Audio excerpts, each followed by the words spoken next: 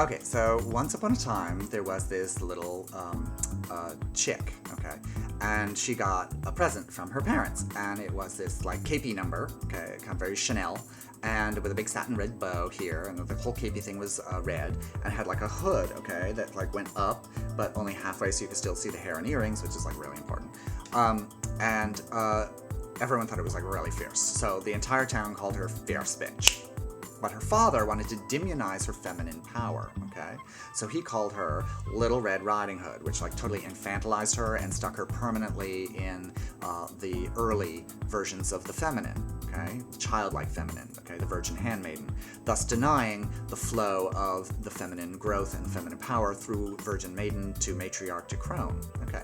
Well, her mom was, like, hip to the whole deal and, like, wanted to preserve the flow of the feminine power in the family. So she arranged for her daughter to go see her mother, okay, the girl's grandmother. She knew that there would be a connection and that the girl would be imbibing the generational feminine power and wisdom, which was appropriate, and that would progress her through matriarch and crone eventually. So she gave her a basket, okay, basket.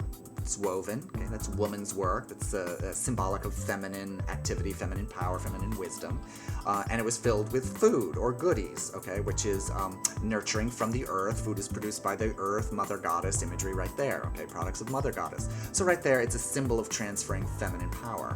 And off the girl went, okay.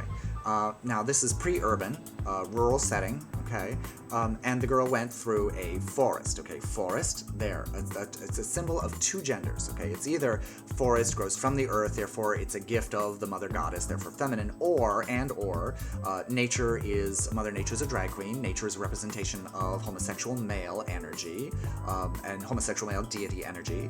You can see my video on Bear Dash for further information on that. So it's feminine in either way, so Fierce Bitch, Little Red Riding Hood, didn't have any problems walking through it. So off she goes, okay.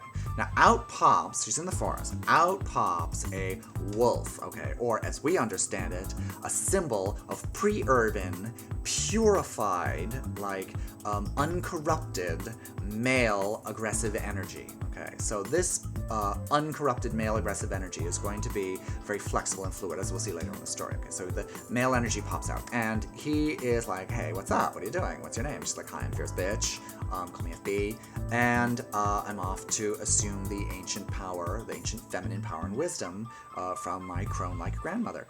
And he's like, oh, cool, little cabin, little picket fence, know it. Listen, there's a shortcut. Now, here he's reconstructing truth, okay? We won't call it lying, because that is that's something that we'd understand in an urbanized, constructed circumstance that we're in, but understanding it in the symbologies and semantics of this metaphor, he is reconstructing truth, because that is one of the powers of the uncorrupted aggressive male energy, okay? Very ancient archetype, very powerful when it's uncorrupted. And so he reconstructs truth and sends her down this path, okay? Meanwhile, he goes down this path to Grandma's house, which is actually much shorter than this path. So off he goes, he gets to Grandma's house, okay? So Grandma's house is the locus of the ancient feminine power and wisdom, okay? And he enters the locus of feminine power and wisdom. So you've got the masculine, the uncorrupted masculine in the ancient locus of feminine, okay?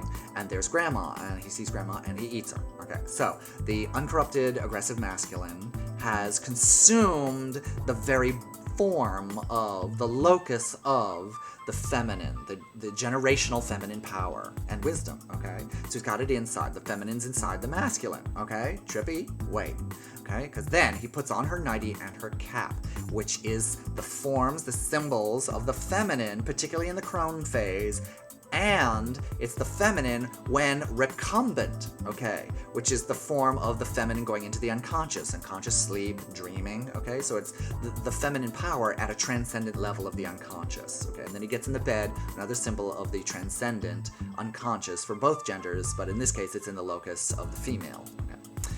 So then little Fierce Bitch comes along, and she knocks on the door, and there the aggressive, uncorrupted masculine, the wolf, he uses the ontology of words, the semantic power and ontology of constructing words to reconstruct a truth about his representation as female, even though he is a locus of male, okay? He goes, come in? So she enters, okay? Believing in the reconstruction, she enters. And she goes up to what she thinks is the feminine, which is really the masculine, but the masculine contains the feminine and is in the form, etc. You know what I'm talking about.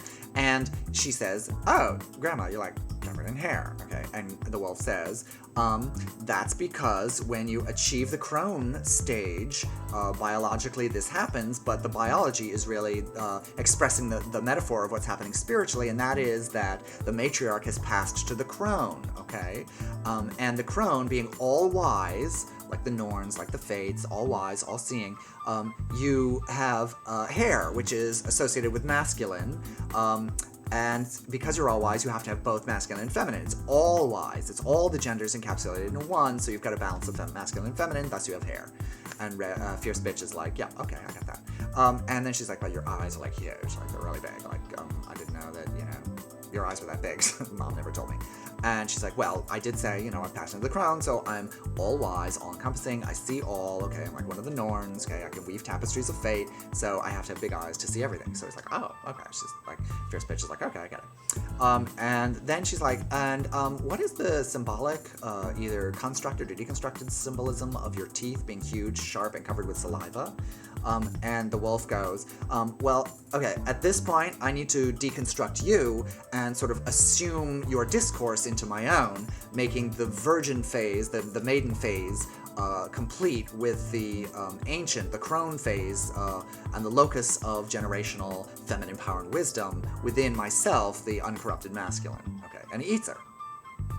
Okay, at this point now, there is the contemporary, constructed version of the masculine passing outside the house, okay? It's a woodsman, okay?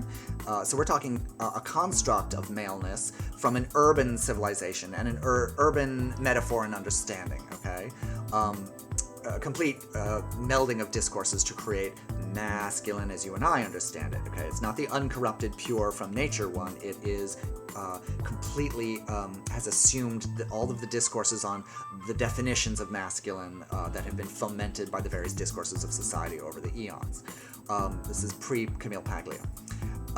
So he's passing outside and he hears like muffled cries, and he's like, oh, I think I hear like a symbol of the feminine energy being oppressed.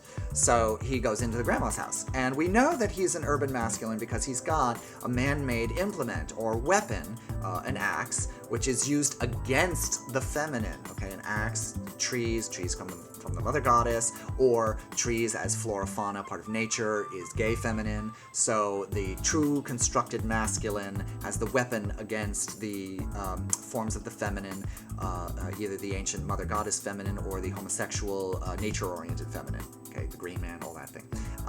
And he comes in with this implement, weapon, and with this sort of really strongly constructed gender weapon, he slices open, he cuts through all of these discourses on ancient feminine power, virgin handmaiden feminine power, and uncorrupted masculine, and just cuts right open. He cuts the wolf open, and Red Riding Hood and the grandma pop out of the stomach, and they're fine. Okay, so you've got the constructed masculine, okay, is deconstructing the uncorrupted masculine, okay. The modern masculine is done away with the old masculine, and in doing so has released the ancient feminine as well as the new feminine, okay? So what this really means is that if Hillary Clinton had won the presidency, we'd all be practicing Wicca. The moral of the story? Don't demonize the feminine power of your virgin handmaiden. I'm just saying.